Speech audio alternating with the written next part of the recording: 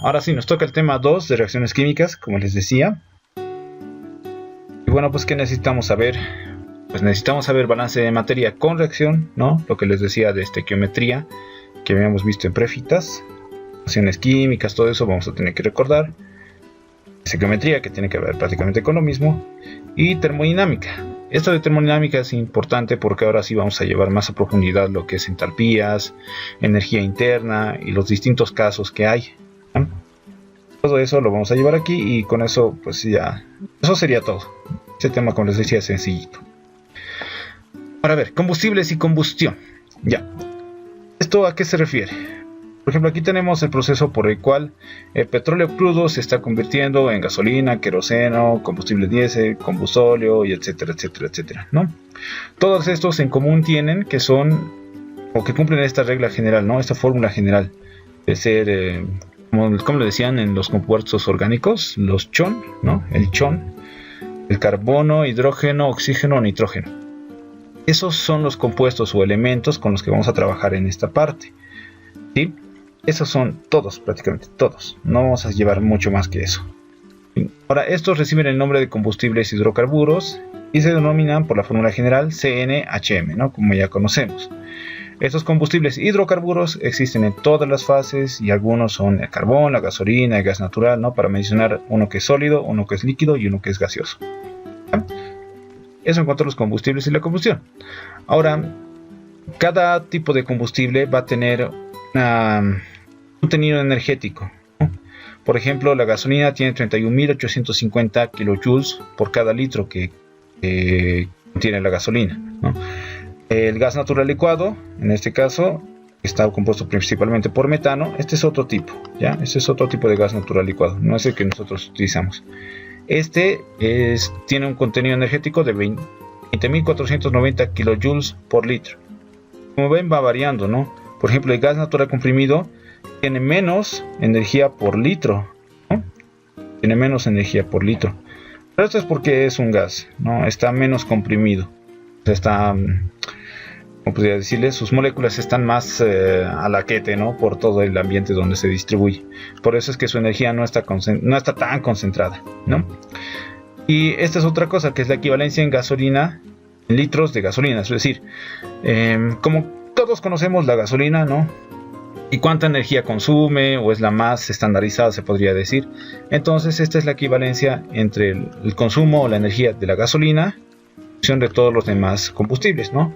Por ejemplo, si comparamos la energía que hay en la gasolina con la energía que hay en la gasolina, es 1. Me va a dar la unidad.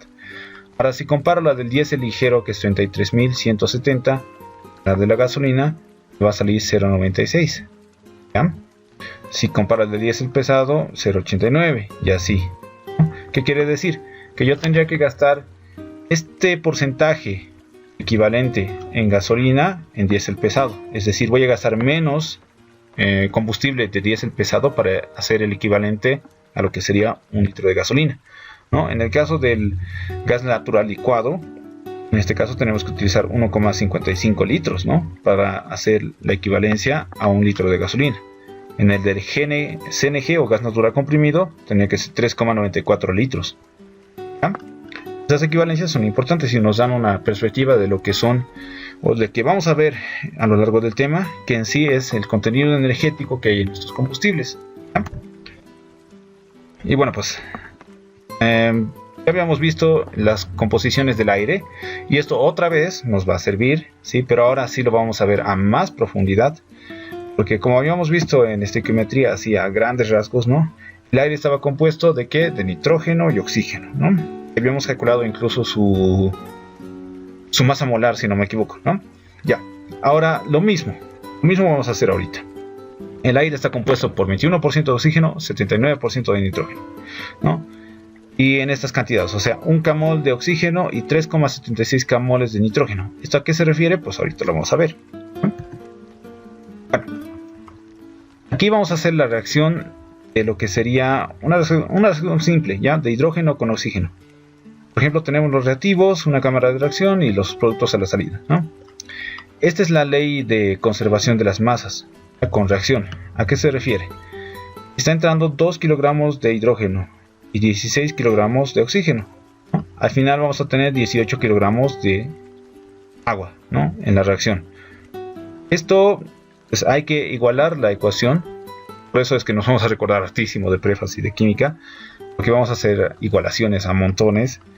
Pero lo bueno es que como ya no estamos en prefitas, no tiene que salir los números enteros, así como requisito esencial, ¿sí? Vamos a hacer la igualación del método algebraico, es decir, que nos puede salir con comas, no interesa, la cosa es que esté igualada. ¿Ya? Vamos a hacer la igualación a la fuerza. Y eso es simplemente la ecuación de la conservación de la masa. Si no me equivoco se llama la ley de Lavoisier. Ahorita no me acuerdo bien, pero es esa, ¿ya? Ahora, los procesos de combustión teórica y real. Y esto sí es bastante importante, ¿ya? Aquí estamos haciendo la combustión de un combustible nominal, como habíamos visto, en base al carbono y el hidrógeno, con aire, ¿no? En una cámara de combustión, y al final siempre voy a tener ciertos compuestos o productos, como se les llama. ¿Sí? Si es que hago esta combustión de un compuesto de carbono con aire, siempre me va a dar dióxido de carbono si es combustión ideal teórica, ¿ya? Si es combustión ideal teórica al 100%, me va a dar dióxido de carbono, me va a dar agua, me va a dar nitrógeno. Este exceso de oxígeno se da solo en el caso de la combustión real, ¿ya? Si no es combustión real, si es solo teórica, no voy a tener exceso de oxígeno. ¿A qué se refiere eso de exceso? Bueno, como saben, hay una cierta cantidad de equilibrio entre masas, se podría decir, ¿no? ¿Cómo les explico esta partecita? ¿Alguien quiere entrar? Un segundito. No, pues no estamos aquí. Aquí estamos. Ya. Aquí. Bueno, a ver, para hacer reaccionar 1 kilogramo de carbono o de este compuesto de carbono, ¿ya? Imaginemos que vamos a necesitar 15 kilogramos de aire, ¿ya? Aire que significa oxígeno con nitrógeno, ¿sí? Exactamente 15 kilogramos para ese kilogramo de ese combustible en específico. Si yo le meto 16 kilogramos de aire, obviamente todo el kilogramo va a reaccionar, ¿no? Todo el kilogramo de combustible va a reaccionar, pero me va a sobrar 1 kilogramo el aire que le he metido, porque yo necesitaba 15, no 16, ¿sí? Le voy a meter 16 solo para garantizar que sí todo se combustione, ¿no? Es como cuando meten las palomitas de maíz al microondas y le ponen 3 minutos, ¿no? Y ahí la mayoría sí estalla. Siempre hay alguna que otra que no estalla, ¿no? En un proceso real, ¿sí? Las palomitas de maíz en el microondas todas estallarían, ¿sí? Todas. Y pues la bolsa estaría así súper llena y no quedaría ni una sola pepita que no haya estallado. Eso no pasa en la vida real. Eso tampoco ocurre igual en las reacciones químicas. Siempre va a haber una pequeña cantidad de carbono que no va a reaccionar, a pesar de que le estemos poniendo la cantidad de oxígeno necesaria, ¿sí? Por eso en una combustión ideal, solo en una combustión ideal no va a haber exceso de oxígeno, y tampoco su defecto, en contrario, ¿no? Imaginemos que en ese caso del kilogramo de carbono con los 15 kilogramos de aire, yo le meto 14 kilogramos de aire, ¿sí? Menos, o 12, 10 incluso. Le va a faltar 5 kilogramos de aire, ¿no? Por ende, va a haber una cantidad de carbono que no va a combustionar y otra cantidad también que no va a combustionar de buena forma, ¿no? A eso se le llama una combustión incompleta. Y cuando hay una combustión incompleta, además de que aquí aparece el CO, o sea, el monóxido de carbono, a veces también incluso aparece el carbono.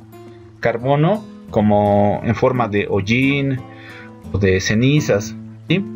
Eso es lo que pasa, por ejemplo, cuando prenden un fósforo. Cuando prenden un fósforo, usualmente no es una combustión al 100% completa, ¿sí? Si no fuera una combustión al 100% completa, habría una llama azul, ¿sí? Como la de las cocinas o las de los quemadores o los turboquemadores. Esas son una llama azul, o como el del oxiacetileno. No sé si alguna vez en el taller han visto la soldadura de oxiacetileno. La llama es azul cuando está más caliente, y es que tiene exceso de oxígeno y por ende está combustionando todo y todo se convierte en CO2, ¿ya? No en monóxido de carbono, sino en CO2, ¿ya? Eso es. Esto es a grandes rasgos lo que va a ser el proceso de combustión teórica y la real, ¿ya? Ya que están esas pequeñas pautitas justamente que les decía. Ahora en este pequeño ejemplito, por ejemplo, tenemos el metano, ¿no? CH4. Estamos haciendo reaccionar con aire, que es el oxígeno y el nitrógeno. Esto me va a dar, como les decía, en una combustión teórica al 100%, dióxido de carbono, agua y nitrógeno. Nada más, solo esas tres. ¿Ya? Aquí no hay combustible no quemado, es decir, no hay sobrantes del metano que me queden al final. Tampoco hay oxígeno sobrante, ¿no? Está como en proporción perfecta. Todo lo que ha entrado, ha reaccionado y todo ha salido. ¿Ya? He utilizado en la cantidad exacta, no me ha sobrado nada. Por eso se le llama teórica al 100%. ¿Ya? Aquí está. Ahora sí, vamos a ver un caso ya un poquito más real. Aquí, por ejemplo, tenemos, a ver, aquí que dice, antes una muestra de gas que incluye CO2, un litro, y después muestra de gas sin dióxido de carbono, ¿no? Ya, esta es otra cosita. Esta es la ley de Dalton, si no, ley de la, ¿cómo se llama usted? Ley de Dalton o la ley combinada, ahorita se me ha ido el nombre. Bueno, en fin, cuando hablemos de volúmenes, vamos a estar hablando de moles. Eso es prácticamente a lo que se refiere esto. ¿Ya? Si hablamos de volúmenes, también estamos hablando de moles. ¿A qué nos referimos? Por ejemplo, aquí estamos haciendo ingresar esta cantidad en porcentaje, creo que es de volúmenes, combustible, ¿no? Está compuesto por carbono, hidrógeno, oxígeno, nitrógeno, azufre y ceniza, ¿ya? Con aire teórico y me van a salir gases productos. Esta cantidad en porcentajes, si está en volúmenes, ¿ya? O molar, equivale también a volumen. ¿Sí? Eso es importantísimo en esta parte porque eso nos va a ayudar a calcular varias cosas. ¿Sí? Bueno, ahorita vamos a ver eso más a detalle en una ecuación, ¿ya? Esto es lo que veíamos hace ratito de la reacción del agua, ¿no? Para conseguir agua necesitábamos hidrógeno con oxígeno. Hacíamos la igualación de la ecuación y teníamos agua en perfecto equilibrio másico y estequiométrico. Y bueno, pues aquí les decía, aquí estamos poniendo un mol de agua, ¿no? O digo, un mol de hidrógeno más medio mol de oxígeno, lo cual me va a dar un mol de agua, ¿ya? Al finalizar de todo esto, la comparación de esos moles me da cuál va a ser mi reactivo en exceso, mi reactivo en defecto y todo lo que ya hemos visto en prefa, ¿no? Vamos a recordar todo, así que no se preocupen si es que ya se han olvidado o ya han pasado años de eso, ¿sí? No hay problema, vamos a recordar poco a poco. Lo que quiero que tengan en esta partecita es que si hablamos de moles, aquí por ejemplo dice un mol de hidrógeno, ¿no? Entonces eso también equivale a un volumen de hidrógeno. Es decir, un volumen de hidrógeno más medio volumen de oxígeno, ¿no? Que sería medio mol también, me va a dar en total un volumen de agua. ¿Ya? Como saben, estos son compuestos distintos. Pero si yo agarrara exactamente la misma cantidad de volumen, ¿sí? Por ejemplo, un metro cúbico de hidrógeno más un metro cúbico de oxígeno, ¿no? Me va a dar un metro cúbico de agua. ¿Ya? O digo, medio metro cúbico de oxígeno me va a dar un metro cúbico de agua. Esto pareciera que no tiene mucho sentido, ¿no? Porque si yo estoy agregando un metro cúbico de hidrógeno más medio metro cúbico de oxígeno, al final debería tener un metro y medio cúbico de agua, ¿no? Pero como les dije, esto es volúmenes, no es masa, ¿sí? La cantidad de masa en el hidrógeno va a ser menor que la cantidad de masa en el oxígeno. Y al final, al juntar las dos, pues va a haber un proceso que al final me va a dar la misma masa, ¿sí? Si las masas de estas dos juntas me van a dar una masa equivalente con una densidad equivalente que me va a dar un volumen equivalente de agua. ¿Ya? Esto es la clave. Y esta ecuación también es la clave. Esta sí es la ecuación clave, la que vamos a ver y revisar y repasar y vamos a tener que aprender como un rezo prácticamente, porque nos va a simplificar hartas cosas. Esto es la clave. Esta ecuación es la ecuación general para hallar la reacción ya igualada directamente de un combustible en base al carbono, hidrógeno y oxígeno, ¿sí? Si digamos no tengo oxígeno en mi reacción, ¿ya? Entonces pues simplemente se anula este elemento en las igualaciones y listo, ¿ya? No pasa nada.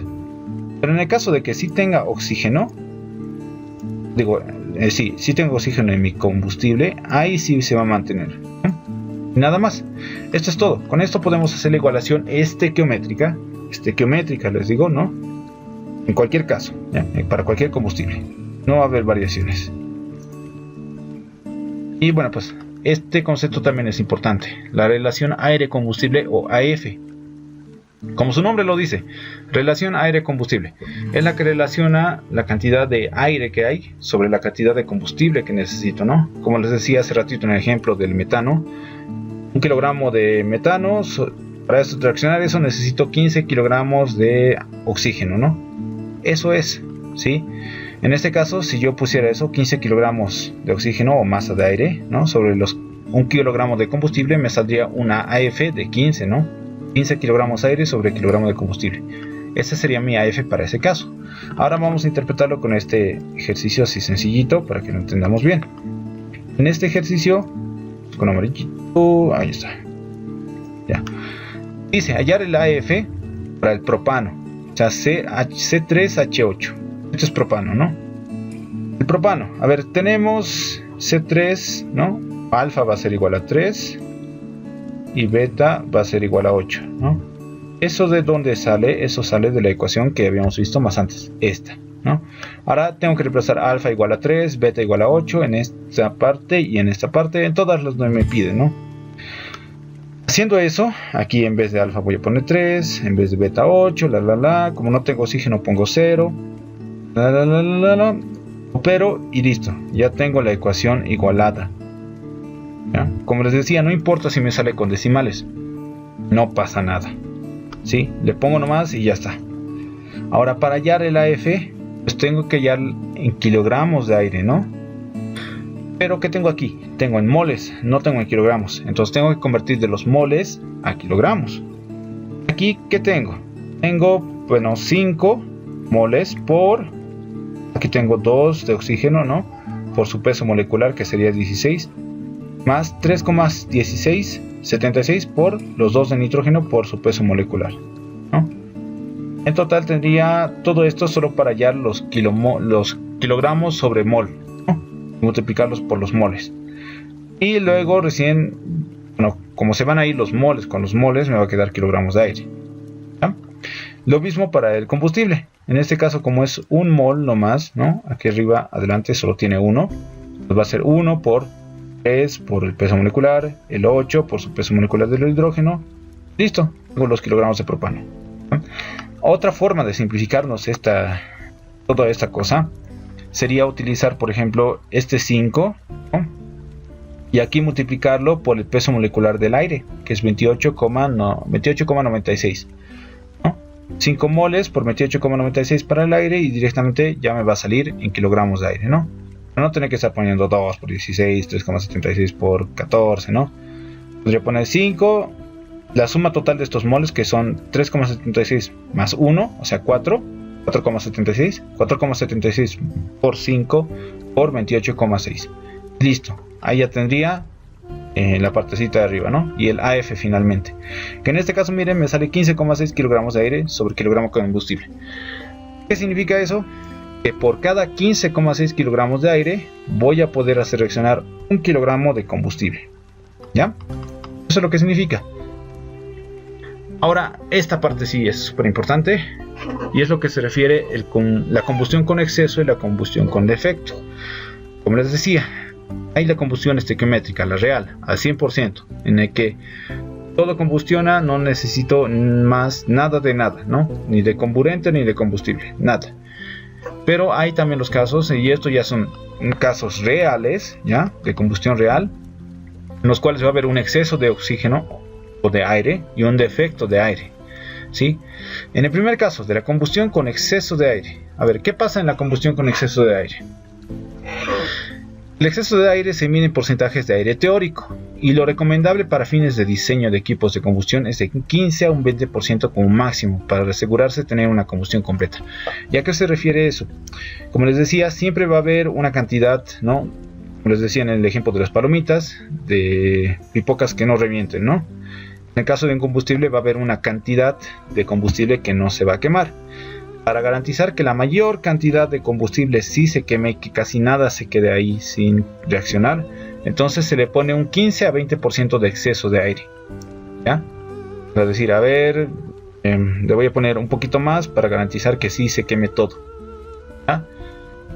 Y esto es para fines de diseño, ¿ya? Esto pueden ustedes variar a lo que ustedes quieran, ¿no? Por ejemplo, en turbosopladores se hace también el mismo análisis y también se pone el mismo rango, ¿no? Pero por ahí quieren hacer una llama así súper oxigenada. Eso en realidad no es muy recomendable porque incluso va a hacer perder la calidad de su llama, ¿no? Uno diría que mientras más oxígeno mejor, pero no. Tiene que haber una cantidad exacta de oxígeno. Y si no, si se pasan de eso, pues poco a poco van a ir asfixiando su llama. Eso, bueno. Ahora, para determinar la relación aire-combustible para la combustión de propano con 15% de exceso de aire. Aquí tenemos igual un ejemplito real. Hemos visto el propano justo aquí, ¿no? Hemos hallado su ecuación estequiométrica. Y hemos hallado su relación aire-combustible estequiométrica. O sea, 100% de necesidad de oxígeno o de aire. ¿Listo? Ahora aquí, en esta parte, directamente estoy pasando a hallar el AF con este 15% de exceso de aire. ¿Cómo? ¿Cómo es que he llegado a eso? Bueno, para hallar la combustión con exceso de aire, siempre vamos a tener que partir de ¿ya? De la ecuación estequiométrica. Una vez teniendo la ecuación estequiométrica, tenemos una pauta para poder hallar la ecuación con exceso de aire, ¿ya? En este caso, ¿qué sería? Tenemos las diferencias. Por ejemplo, aquí miren, me sale 5. Tengo en los productos 3. Tengo 3 de dióxido de carbono. Tengo 4 de agua y 18,8 en nitrógeno, ¿no? En este caso, este de acá se va a mantener, ¿ya? Este es mi punto de partida. De aquí voy a hallar los productos. ¿Cómo voy a hacer eso? Pues parto de esto. Esta es mi ecuación estequiométrica. He sacado esta relación de moles de mi ecuación estequiométrica, ¿ya? Que yo hace ratito. A eso le voy a multiplicar su 15% de exceso de aire. ¿A qué se refiere 15% de exceso de aire? Si lo pondría en tanto por ciento sería un 115% de aire, ¿no? 115, porque es exceso. O sea, tiene que ser mayor al 100%. Por eso 115. Tanto por ciento 115 es 1,15. ¿no? Entonces 1,15 por lo que tenía de aire antes, y eso me va a dar casi la misma igualación, ¿ya? Casi la misma. Lo que va a cambiar va a ser esto y esto, es decir, la cantidad de nitrógeno que hay ahora y este que aparece recién, que es el exceso de oxígeno, ¿no? Como estoy poniendo más aire, va a haber una cantidad que no va a reaccionar, entonces ese va a ser mi exceso de oxígeno. Y bueno, pues una vez habiendo igualado todo esto, incluso para hallar el AF no es necesario siquiera que hagan todo esto. Ya, ese es un truco, no para su examen. Si tienen que hallar el AF, no se estén matando para hallar todo esto de los combustibles, de los productos, si es que no les pide, ¿ya? Si les pide solo AF, pues ya directamente con tener esta partecita de la ecuación de los reactivos, ya está todo. Porque aquí, si se fijan, no interviene nada de los productos en esta parte para hallar.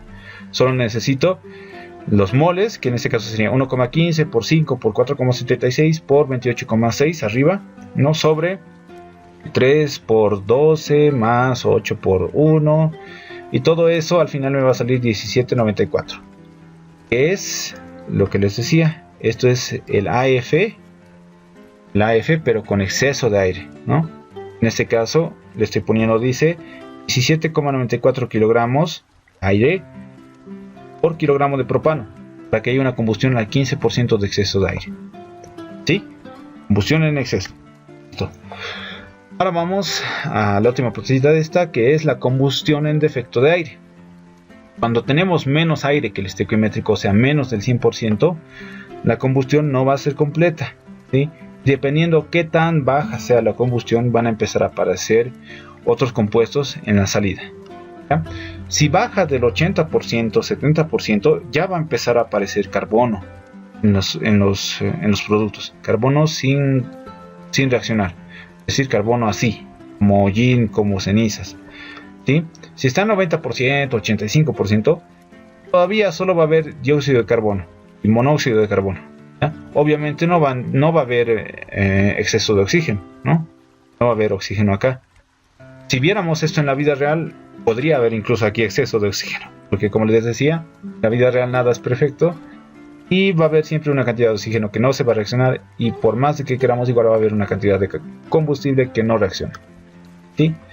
Ahora, habiendo hecho ese análisis, aquí estamos haciendo lo mismo.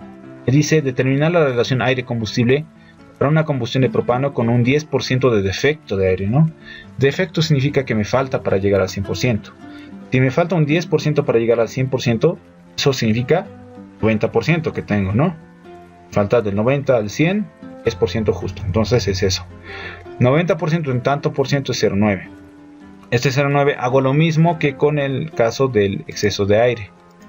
Lo multiplico por la partecita del oxígeno que tenía, ¿no? De estequiométrico. 0,9 por 5 ya me va a dar los moles de aire que tengo en la reacción. Y luego, igual como les decía, igualo para hallar, no, pues los productos, ¿no? Que en este caso se le añade monóxido de carbono. Recuerden, cuando hay exceso, añado oxígeno en exceso a la salida. Cuando hay defecto, le añado monóxido de carbono, y si hay mucho defecto, carbono. ¿Ya? Hago la igualación. En este caso, como les decía, no es necesario que sepa. Bueno, para hacer la igualación, como se hace con el método algebraico, ¿no? Es decir, le he asignado ciertas variables, ¿no? Y voy igualando para cada tipo de elemento. O sea, para carbono aquí tengo 3, al otro lado tengo A por C, más E por 1. O sea, 3 es igual a A más D, ¿no? Hago las ecuaciones, las igualo y al final me sale esta igualación de la ecuación ya completa. ¿Sí? Y mi AFD, mi relación aire-combustible en defecto, por eso D, va a ser 14,4, ¿no? Que es menor a la que era la estequiométrica, que era de 15,6, y es obviamente menor a la que era en exceso, ¿no? De 17,94, ¿ya? 14,4. Listo. Eso nomás es lo que es combustión en exceso y en defecto de aire, ¿ya? Nada más. Ahora viene este concepto más, que es la función lambda. ¿Qué es la función lambda? Es simplemente el AF real sobre el AF estequiométrico, ¿sí? ¿Esto qué me va a dar? Me va a dar un valor numérico, ¿no? Porque sus unidades se van a ir. Solo me va a dar un valor numérico, o sea, dimensional. Ese valor numérico me sirve para saber si es mezcla pobre, mezcla rica o combustión estequiométrica. Si es combustión estequiométrica, significa que el AF real va a ser igual al AF estequiométrico, es decir, igual. Está combustionando al 100%, los dos. Si me sale mayor a 1, significa que es una mezcla pobre. ¿Cómo? El aire, AF combustible real, no, en este caso no debería ser 1. Mezcla rica, mezcla pobre. Creo que tiene sentido, ¿no? Porque si le estoy poniendo mucho oxígeno, ¿no? Más del que necesita, entonces obviamente es una mezcla pobre. ¿Pobre en qué? Pobre en combustible, ¿no? En el otro caso va a ser una mezcla rica. ¿Rica en qué? Rica en combustible. Incluso más del que necesito, más del que voy a poder hacer reaccionar, ¿no? Por eso se refiere a esto.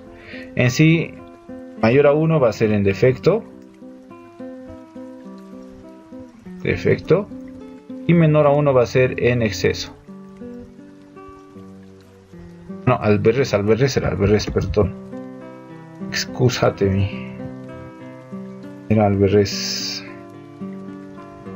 El de arriba va a ser la mezcla en exceso, el de abajo va a ser la mezcla en defecto. Aquí está. Esta va a ser en exceso, ¿no? Una mezcla pobre en combustible, exceso, y este va a ser en defecto.